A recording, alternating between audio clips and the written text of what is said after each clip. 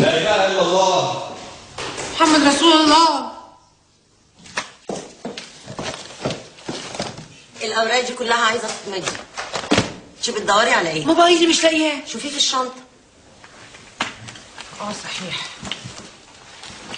اهو.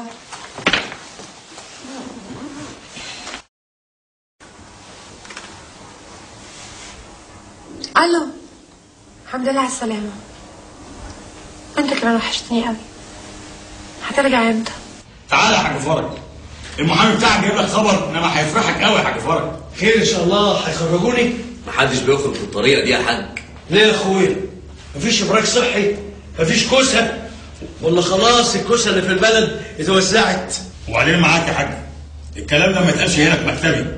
اتفضل ارتاح يا حاج، اتفضل.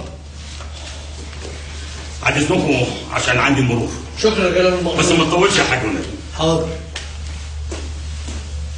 ايه بقى يا سيدي الخبر اللي هيفرحني؟ مبروك يا حاج، النقد بتاعك اتقبل وهتتعاد محاكمتك. والله؟ امتى؟ لسه الجلسه ما اتحددتش، بس اطمن يا حاج انا متابع كويس قوي، وان شاء الله هرجع لك مراتك زي ما وعدتك وكله بالقانون. اهو ده بقى حقيقي الخبر اللي فرحني، وساعتها هيبقى لك حلاوه كبيره قوي يا متر. بس في موضوع تاني مهم قوي عايز اكلمك فيه. موضوع ايه؟ خير يا حاج. ابني ابو اليسر عايز اشوفه، هتجنن واشوفه، عايز اشوفه باي شكل. لا لا لا لا لا لا، انسى الموضوع ده، انا مش موافقه خالص. ايوه يا مدام، بس ده ابوه من حقه يشوفه، وانت ما رضيتيش تحرمي الاب من ضناه، ده هيتجنن عليه. بس انا ابني لسه عيل صغير، ازاي وديه السجن يعني؟ ممكن يجرى له حاجه وبعدين تجي له عزوه من حد. يا ست زهرة، يا ست زهرة، اقسم بالله العظيم ان الحاج فرج هيشيلك الجميل ده في رقبته. وانا الجميل ده بقى هينفعني بايه ان شاء الله لما ابني يجرى له حاجه؟ ها؟ يا بنتي خلاص بقى، خدي ماجد الصغير وروحي عند ابوه يشوفه ويطمن عليه. بقول لك يا اما لا يعني لا، حتى لو مين كان عايز اشوفه مش ابوه. نورهان طلبتك 4 مرات، بتقول انك قافل موبايلك على طول. خير؟ انا حر، مش عايز ارد على حد. وبعدين البت دي بالذات بقى ممله وتقيله. دلوقتي بقت ممله وتقيله، والاول لما كنت طول الليل ترغي معاها على التليفون ما كانتش ممله؟ ما هي كانت نتنا بترن وانا اتصل والبس فواتير قد كده. وبعدين بقى اللي طالع عليها اليومين دول انها عايزه تتجوز. وهي البنت غرضها ايه يا حبيبي غير كده؟ انا عارف، انا طول عمري حظي لون جزمتي اسود. كل واحده اعرفها تطلع عايزه تتجوز، ايه النحس ده؟ اشمعنى انت يا حبيبي كنت عايز تتجوز؟ يوه ما تفكرنيش بقى. زهره دي طلعت بنت واعيه حقيقي، حست انك عايز تلعب عليها. يا ما زهره دي حاجه تانية خالص. زهره دي كانت عامله بالنسبه لي زي الحلم اللي ما عرفتش احققه، وجه الاستاذ ماجد خدها في الطياره وطار. تلاقيها بس حست ان انت عايز تتسلى بيها زيها زي غيرها. لا يا ماما، دي المره الوحيده اللي انا كنت واخدها جد فعلا. انا فعلا كنت عايز اتجوزها. طب ونوران؟ لا نوران لسه تحت الدراسه، بس هي تحسي ان ايه ريحها مش خفيفه كده، يعني بنت تقيله شويه، وبعدين شخصيتها قويه ومفتريه، بس انا عامل معاها اتفاق جنتلمان. جنتلمان؟ ما انت كل واحده تعرفها بتقول لي عليها نفس الكلام ده. بقول لك ايه يا حبيبي، خلينا في المهم. تحب اعمل لك ايه، بطاطس ولا كوسه؟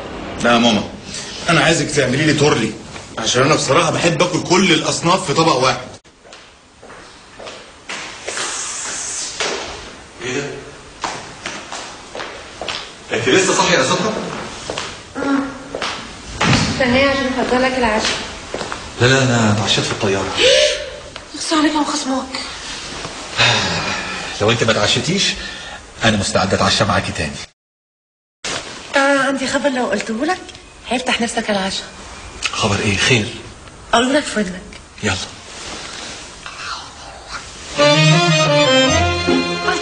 بجد؟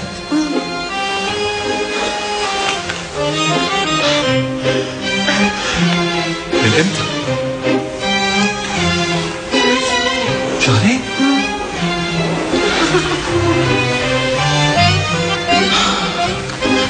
يبقى مفيش عشاء. يعني ايه مفيش عشاء؟ انا قلت ان انت هتاخدني تفسحني وتعشيني بره وكل عشان لا انا قصدي لا في عشاء ولا في غدا ولا في اي اكل بره اوضه النوم. من النهارده انت تقعدي في السرير وانا هبقى السفراجي بتاعك، هجيب لك كل حاجه كل حاجه، وعايزك ما تتحركيش ولا تعملي اي مجهود عشان خاطري. ايه ده ايه ده ايه ده ايه ده يا ماجد؟ ايه شغل افلام عربي ده؟ لعلمك بقى الدكتور قال لي اعمل كل حاجه، اخرج واتفسح وامشي واركب العربيه واشتغل كمان لحد ما اولد. يا سلام. الدكتور قال لك كده؟ الدكتور قال لي كده. بس زي ما ده كلام دكتور بيفهم، ده دكتور بيطري ده. بس عليك انت ما تقولش عليه كده. طب لعلمك بقى ده اكبر دكتور في الوطن العربي كله. طب يعني هو هيخاف على ابني اكتر مني؟ ايش عارفك ان هو ابنك؟ ليه ما قلتش بنتي؟ صحيح يا ماجد، انا عمري ما سالتك السؤال ده. انت نفسك في ولد ولا بنت؟ بصراحه ومن غير زعل. لا اكيد هزعل، بس قول. انا عايزك انت، يعني سواء ولد او بنت، المهم انك هتكوني مامته. ربنا يخليك ليا ماجد. انا ممكن دلوقتي اخليك تشيلني وتكمل بقيه الفيلم؟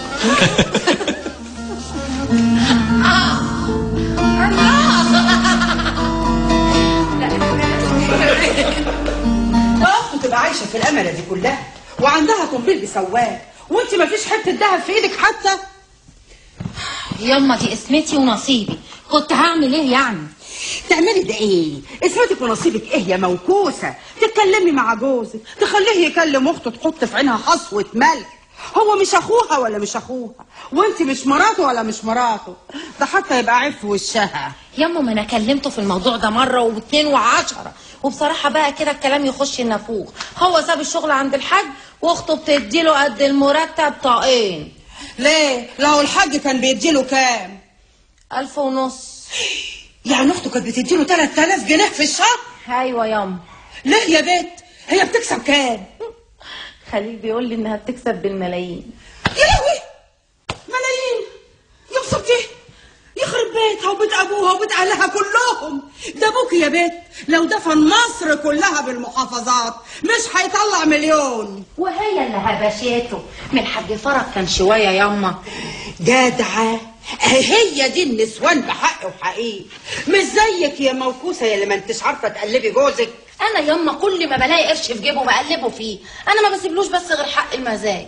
وهو يا بنت حق المزاج ده يبقى قد ايه يعني؟ انا باخد مصروف البيت وكل احتياجاتنا، والباقي بقى يبقى ياخده هو المزاج. بقول لك ايه يا بنت، انا مانيش مطمنه للواد جوزك ده ابدا. مفيش قرش يطلع بره، واي قرش يفضل خديه وشريه. لحسن يا موكوسه تبص تلاقيه متجوز عليكي وما انتش دريانه. نعم. طب هو استجري برضه؟ وما يستجرش لك يا حبيبتي، هيخاف من ايه؟ دي عيله ما يعلم بها الا ربنا. انت مش شايفه اخته اللي كل يوم تتجوز لها راجل؟ وهنروح بعيد ليه؟ هو مش كان متجوز قبليكي 3؟ لا ياما بقى لحد كده وكفايه، ما تظلمهوش، هو كان متجوز 2 بس. وانت التالتة يا موكوسة، هو مش بعيد يكون بيفكر يجيب لك الرابعة. نعم. طب خليه كده يعملها وانا كنت اشقه واجيب كرشه ياما. هل يتجوز عليا ايه؟ طب وحياتك انت ده حفي وداخل 7 دخان لحد ما وافقت بقرعته.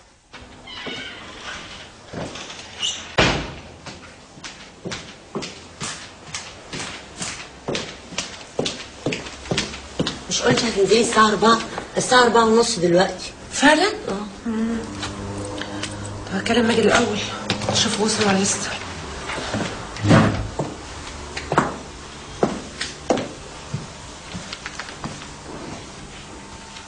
ايه ده، معقولة لسه ما وصلش؟ ايه؟ ما بيردش؟ لا الموبايل مقفول. تلاقيه نسي يفتحه. يعني ايه نسي يفتحه؟ ده اول ما بينزل بالطيارة بيفتحه على طول. في ايه يا بنتي؟ انت على طول قلقانه كده، يمكن نسيه في الطياره ولا نسيه في اي حته. يعني ايه نوال نسيه في اي حته؟ انا عارفه بقى. الو. ايوه يا أمه. هو ماجد وصل؟ لا يا بنتي لا، ولا حتى اتصل. مش هو متعود يتصل بيكي اول الطياره ما توصل؟ جايز حاجه عطلته. ماشي يا أمه هكلمك تاني. حاضر هكلمك، مع السلامه بقى. جربي تاني.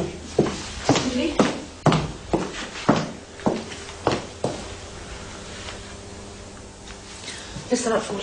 ما تعرفيش اي حد من اصحابه؟ فريد. الباشمهندس ده اللي جالك هنا قبل كده؟ ايوه هو بيشتغل معاه في المطار. طب كلميه يمكن هو يعرف يوصل له. ايوه عندك حق.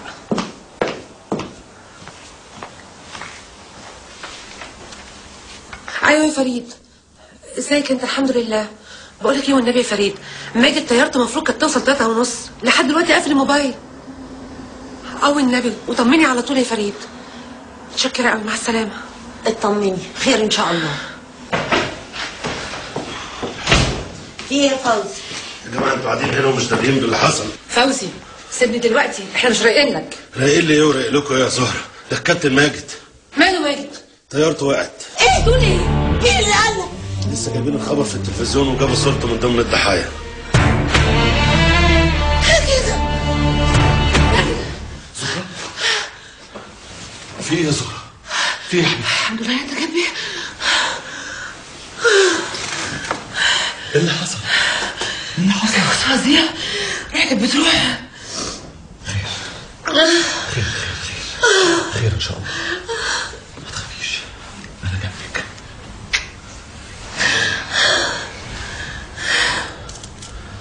كويس انك صحيتيني، انا لازم انام.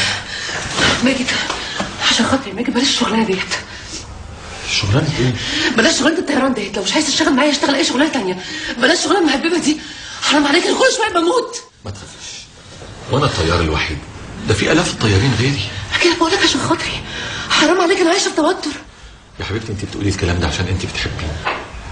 لو كل المراتات بيحبوا زواجهم بالشكل ده مش هيبقى فيه حركه طيران في الدنيا. معلش.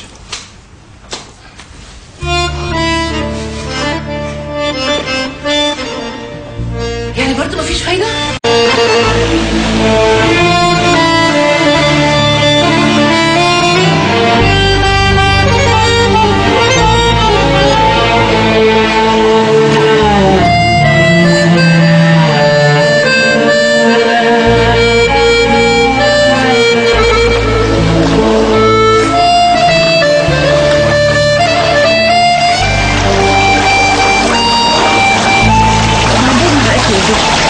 وبعدين معاكي يا بنتي، انا صعبان عليا قوي اللي انت عاملاه في نفسك ده. غصب عني يا امي، غصب عني. كل ما يبعد عني ابقى خايفه وقلقانه عليه. خليكي مؤمنه بالله يا حبيبتي، وبعدين ما حدش بيموت ناقص عمر. والله انا مؤمنه بكل ده يا امه، الحمد لله، لكن اعمل ايه غصب عني. خلاص يا بنتي، خففي على روحك كده، حتى عشان خاطر الراجل ده ما تفوليش عليه. وبعدين تصدقي بايه بقى، ان انا حاسه كده ان كل اللي بيجرى لك ده من قر الناس عليكي، وخايفه يكون حد عامل لك حاجه. حاجه ايه؟ يعني يكون عامل لك عمل ولا سحر ولا حاجه، عشان يشحططك ويلخبطك ويخليكي ما تعرفيش تشوفي شغلك. تفتكري يا اما؟ انا اصلا ساعات ما بصدقش في الحاجات دي. معلش مالكيش انت دعوه، انا بعرف واحد كويس قوي هو اللي هيقول لنا على كل حاجه، ومش طماع، ما بياخدش فلوس الا للحاجه اللي هم طالبينها.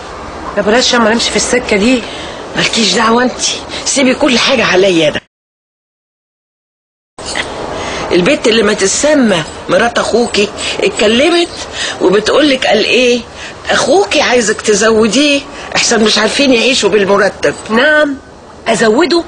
ما انا لسه الشهر اللي فات مزوداه 500 جنيه. ده بقاله 4 شهور بيشتغل عندي، ماشي لي في الشركه زي فرق علوز. فكرك انت بقى وديعه. نعم يا حبيبتي وحشتيني موت، وانا بره بتهفهفي عليا كده. تعالى يا خليل. إيه؟ قدامي. إيه؟ مخبي الفلوس فين؟ فلوس ايه بس يا حبيبتي؟ فلوس ايه؟ ما انت داريه على البير وغطاه. تعالى هنا. امك اللي رستني على البير وغطاه، ها؟ قالت لي ان اختك زهره زودتك في الشهر 500 جنيه، تقدر تقول لي مخبيهم فين؟ اخبي ايه بس؟ فلوس ايه و500 جنيه ايه؟ اختي هتديني 500 جنيه زياده في الشهر ليه؟ هي بتلاقي الفلوس ولا يمكن انا شغال مدير مصنع صبغه يوم؟ يلا ايوه ابدأ اللوعه بقى وشغل ال3 ورقات بتاعك. بقول لك ايه يا خليل، لو ما قلتليش دلوقتي الحقيقه هقتلك. متجوز عليا صح؟ متجوز عليا يا خليل. يا بنت ما ينفعش اتجوز عليكي، اللي يعرفك ما يتجوزش عليكي، ده انت لو متجوزه الحاج متولي نفسه مش هيقدر يتجوز عليكي. امال الفلوس فين؟ انت الفلوس فين اللي هجيب كرشك دلوقتي؟ ما انت عارفه حبيبتي يا بت الحشيش بيغلى، بيطلع كل يوم في السما زي الدولار. يبقى من يوم